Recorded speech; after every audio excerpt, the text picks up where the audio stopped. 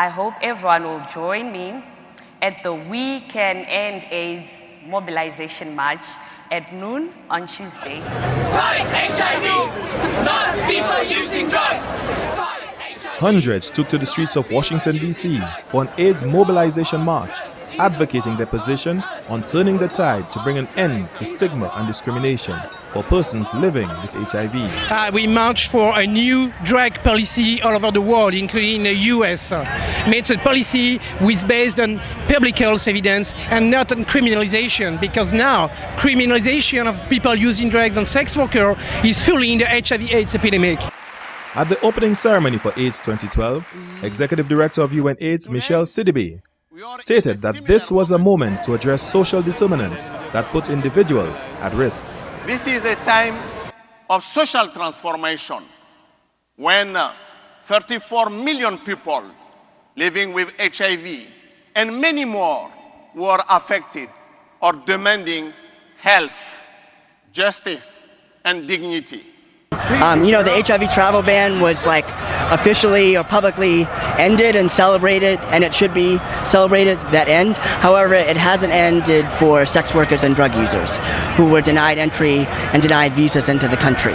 So we're saying, instead of criminalization of HIV, instead of criminalization of sex work, instead of criminalization of drugs that fuels how the war on drugs fuels the HIV/AIDS epidemic, we're calling to recognize people's human rights and to recognize that ACT UP and AIDS activism and radical performance needs to continue, because there's still a lot of issues on the forefront for people of color, for trans people, for queer people, for poor people, and that's who's making up the most of this march. Michelle Sidibe stated that there is a funding gap of US $7 million per year for HIV prevention, and this gap is killing people.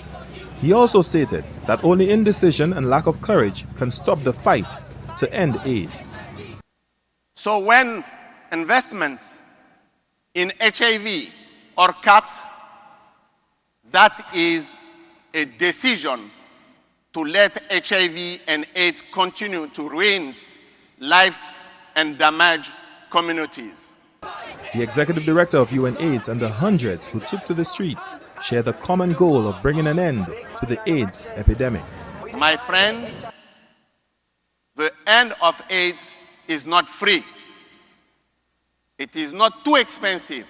It is priceless.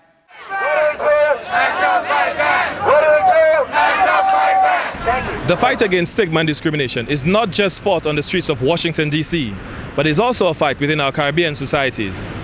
From Washington, D.C., I am Glen Simon reporting for the Government Information Service and the CBMP.